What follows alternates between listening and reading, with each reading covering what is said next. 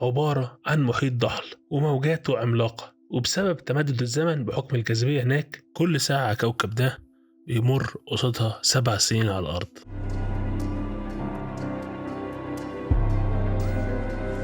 صباح الفل أو مساء الفل عليكم حسب الوقت اللي تسمعوني فيه، وأهلا وسهلا بيكم في حلقة جديدة من مسرح الأساطير والأفلام. حلقتنا النهاردة بطابع علمي ولكنها فيلم، والفيلم ده حير ناس كتيرة وفي ناس كتير ما فهمتوش في الأول، والفيلم ده الدقيقة فيه كانت ب7 سنين. ولو ما عرفتش النكتة دي فاعرف بقى إن أنت محتاج تسمع الفيلم ده معايا أو تسمع ملخص يعني. الفيلم ده يا جماعة هو اسمه انترستيلر، بين النجوم. هنلخصه سريعا يعني، هحاول ما اقدرش ابوظ الدنيا قوي يعني. وزي ما بقول دايما لو ما اتفرجتش على الفيلم خلص معايا الملخص او وقف الحلقة وروح اسمع الفيلم، بس اسمع الملخص الاول بعد كده اتفرج على الفيلم اسهل لك. ولا اقول لك لا المرة دي صعب شوية ما تتفرجش عادي، ممكن تسمع ملخص وخلاص عشان فيلم طويل وصعب وشرح وفيزياء وكده يعني. المهم الفيلم يا جماعة بيتكلم عن مجموعة من رواد الفضاء بيدوروا على كوكب تاني يصلح للبشرية، وبيخشوا جوه ثقب دودي أو زي ما نقول إحنا ثقب أسود، وبينتقلوا لمجرة تانية. وده يا جماعة بسبب إن الأرض أصبحت غير مؤهلة للمعيشة بسبب أزمة عالمية في المحاصيل الغذائية. المحاصيل فسدت وده أدى للنقص في الغذاء على مستوى العالم كله. فبنقابل مين؟ بنقابل واحد اسمه كوبر، مهندس أرمل وطيار سابق لوكالة ناسا، بيعيش مع بنته وابنه وحماه في مزرعة. ولكن كوبر بيلاحظ خلل في الجاذبية في أوضة بنته ميرف، وده بيوصله لمنشأة سرية لناسا اللي بيقابل فيها أستاذه السابق براند وبنته أميليا. الحاج براند ده يا جماعة وافتكروا اسم الحاج ده، بيقول له إنهم اكتشفوا ثقب دودي بالقرب من زحل اللي هو ساترن، والثقب ده اتخلق عن طريق ذكاء غير معلوم المصدر، وبيوصل ل 12 كوكب محتملين إن هم يكونوا مهيئين للمعيشة في مجرة تانية. وبيقنع كوبر إنه يقود السفينة الفضائية مع بنته أميليا واتنين كمان في رحلتهم للبحث عن وطن جديد للبشرية. الحاج بيقول لكوبر إنه شغال على نظرية خاصة بالجاذبية ممكن تسمح لهم يطلقوا محطة فضائية البني آدمين يعيشوا فيها، وبيسمي دي الخطة ألف، بس دي محتاجة بيانات من جوه الثقب الأسود نفسه. أما الخطة التانية بتتضمن 5000 جنين مجمد على سطح السفينة الفضائية اللي مع كوبر عشان يبدأوا بيهم مستعمرة جديدة على واحد من الكواكب اللي هتنفع للأرض. يعني من الآخر هيسيبوا الناس اللي على الأرض دول ولا خلاص الأمل في الناس الجديدة بقى. المهم كوبر وافق على المهمة دي وساب أطفاله ووعد بنته ميرف إنه هيرجع، بس ممكن لما يرجع يكونوا في نفس السن، وبيسيب لها ساعته عشان تفتكره، وبيقول لها إن الساعة دي هتساعدهم يتواصلوا عن طريق الجاذبية. ميرف كطفلة بتغضب منه عشان هو قرر يسيبها، ولكن كوبر وأميليا والاتنين اللي معاهم بيسافروا خلال الثقب الدودي وبيوصلوا لمجرة جديدة. وأول كوكب بيزوروه هو كوكب ميلر نسبة للشخص اللي سبقهم هناك ولكنه مات. الكوكب ده بيدور حوالين ثقب أسود كبير قوي اسمه جارجانتو، ولكن بيكتشفوا إن الكوكب ده عبارة عن محيط ضحل وموجاته عملاقة، وبسبب تمدد الزمن بحكم الجاذبية هناك كل ساعة على الكوكب ده بيمر قصادها 7 سنين على الأرض. بيرجعوا للسفينة فصديقهم بيشرح لهم اللي حصل، بيقول لهم إيه؟ بيقولوا إحنا يعني غبنا قد إيه؟ بيقول لهم لا أنتوا مش غبتوا قد إيه؟ تقول كام سنة مش كام ساعة، قولوا كام سنة، أنا بقالي سنين مستنيكم. انتوا متخيلين يا جماعه حد يقول لك كده، يقول له انا غبت عليك ساعه او اتنين، يقول له لا انت غبت عليا حاجه و20 سنه. ولكن الاسوأ من كده لما بيرجعوا للسفينه بيستقبلوا رسائل مبعوثة من كوكب الارض عقبال ما وصلت وعقبال ال20 سنه دول ما عدوا. فخلال الرسائل دي كوبر بيعرف ان ميرف كبرت وبقت عالمه وشغاله مع براند على نظريته، وابنه اتجوز وخلف وحماه توفى. ومن ضمن الرسائل دي بقى ايه؟ رساله بتقول فيها بنته النهارده يوم مميز، يوم عيد ميلادي، بس هو مميز عشان النهارده بقيت نفس سنك لما انت سافرت. انت قلت لي انك لما ترجع هتبقى نفس السن، فاعتقد ان دلوقتي وقت كويس قوي انك ترجع. كوبر بينهار من العياط وكلنا بننهار معاه.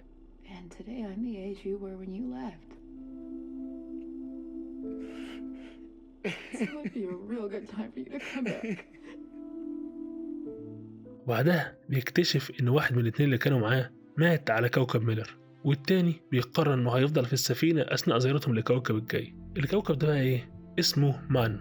الكوكب ده هو عبارة عن منطقة مهملة ولكن جليدية. بيلاقوا الشخص اللي متسمي الكوكب ده عليه لسه عايش بس في سبات تجميدي، حاجة كده زي كابتن أمريكا. مان كان أفضل علماء الحاج براند وادعى إن كوكبه صالح للمعيشة، ولكن أيوة هي بقى دي ولكن بدأ يكتشف إنه كذب عليهم، وقال كده عشان حد يجيله بالرغم إن ده بيهدد وقتهم لزيارة باقي الكواكب. ده كمان مان بيحاول يقتل كوبر ويسرق السفينة ولكن بيفشل، وبيقول قبل ما يموت إن الحاج براند حل نظرية الجاذبية الخاصة بيه فعلا قبل بداية المهمة دي كلها. وعرف إنها مستحيلة، وبعت كوبر وبنته عشان ينفذوا الخطة البديلة. كوبر وأميليا بيقدروا يهربوا، ومان بيموت لوحده بعد ما حاول يدخل السفينة معاهم، وبسببه السفينة بتتأثر وبتبدأ تلف تجاه جارجانتو اللي هو الثقب الأسود. فكوبر بيقرر إنه يفصل الجزء اللي هو فيه ويساعد السفينة الأساسية، وبيرسل تارس اللي هو ال AI أو الروبوت اللي معاهم لجارجانتو عشان يجمع معلومات لميرف. فبنشوف بقى كوبر هو بيقع في الثقب الأسود هو كمان، ويلاقي نفسه هو حاجة اسمها التسركت. والتسركت ده يا جماعة هو شكل هندسي زي مكعب جواه مربع، يعني ما تسألونيش، هحط لكم صورة وانتوا تسمعوا دلوقتي. التسركت ده بقى يا جماعة فضاء رباعي الأبعاد اتخلق عن طريق ذكاء غير معلوم المصدر، وبيشير ليه وهو بيتكلم بأمه. وفي الفضاء ده بيقدر يتواصل مع بنته عبر الزمكان اللي هو الزمان والمكان، وبيكتشف ان هم دول بشر ولكن من المستقبل، وقدروا يطوروا التكنولوجيا دي لحاجه ابعد من ثلاثي الابعاد اللي احنا عارفينه، وبيحاولوا يساعدوا اسلافهم عشان ينجوا.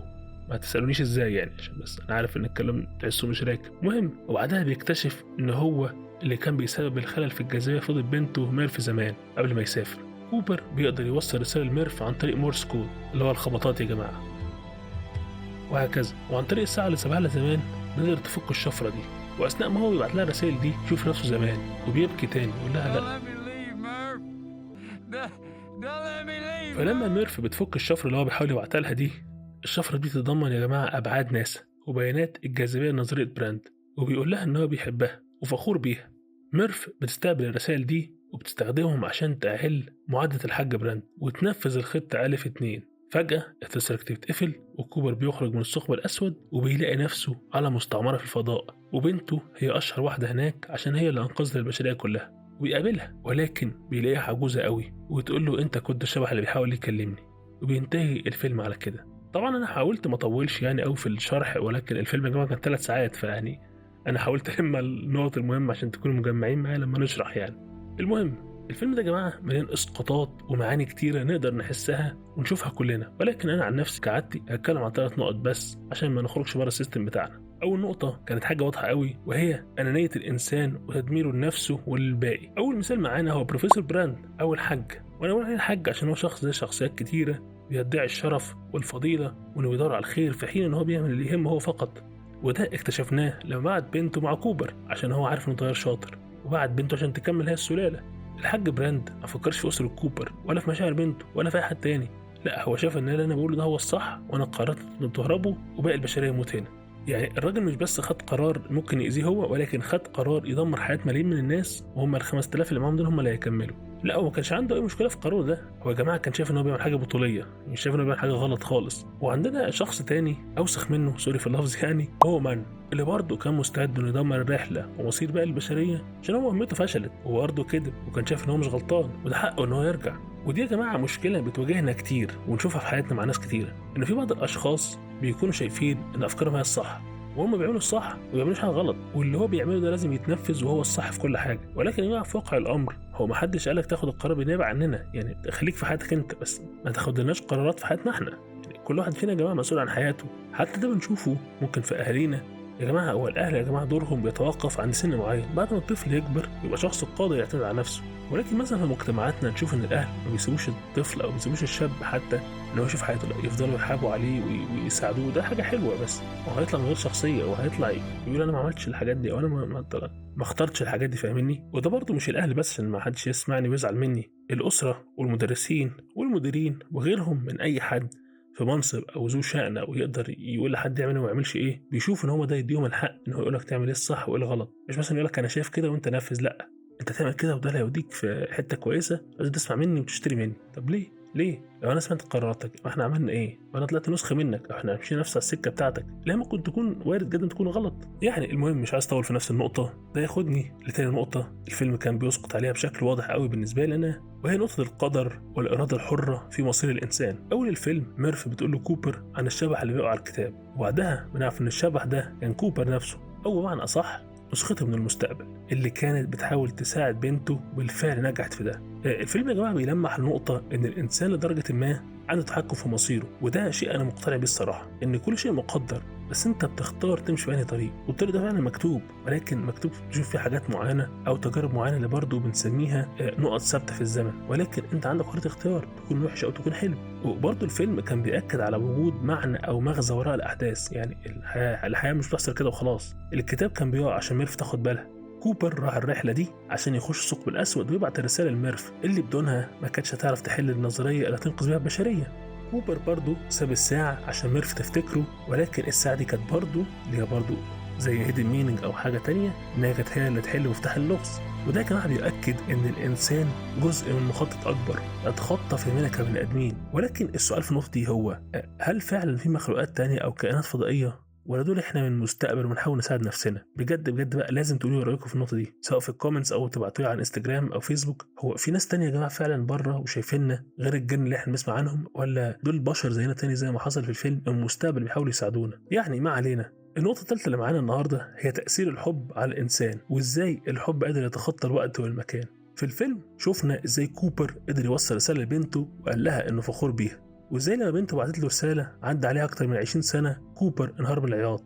وبسبب حبه لأسرته كوبر كان مستعد يضحي بنفسه عشان يبعت لهم المعلومات اللي هم محتاجينها. كل واحد في الفيلم يا جماعة كان بيكمل عشان حد، حتى الحاج بعت بنته عشان بيحبها، عشان كان عايزها هي اللي تعيش، حتى لو ده كان ثمنه باقي البشرية كلها. الحب هو قوة غريبة يا جدعان، ممكن تروح تموت نفسك عشان واحد صاحبك، أو تنهاري من العياط على زعل صاحبتك. وهو من الحاجات اللي اتناقشت في افلام كتيره، وده فكرني بحاجه، وان الانسان يا جماعه بيكمل عشان التقدير وبيبعد ويمشي بسبب قلته. التقدير هو شكل من اشكال الحب. حتى في الشغل لما حد يقولك المدير حبك يحصل ايه؟ هيقدرك مثلا سواء ماديا او معنويا. في اي علاقه يا جماعه هتلاقي الناس بتبعد عشان عدم التقدير، مش شرط يكون مادي او بشكل جسدي، ولكن التقدير ان ليك عايز تشوفني، مهتم بمواضيعي، بتسالني عنها حتى لو مش بتحبها. وضع في الايمان يا اخي انك تقولي شكرا. يعني مش عايز اطول ومش عايز اجود الحلقه دي، ارجوكم خلي بالكم من حبايبكم وقدروهم قبل فوات الاوان عشان ما نندمش بعدين. دي كانت حلقه النهارده، اتمنى تكون عجبتكم، ونتقابل الاسبوع الجاي مع حلقه جديده من مسرح الاسئله والافلام. كالعاده انا كنت معاكم عمر الدش، سلام.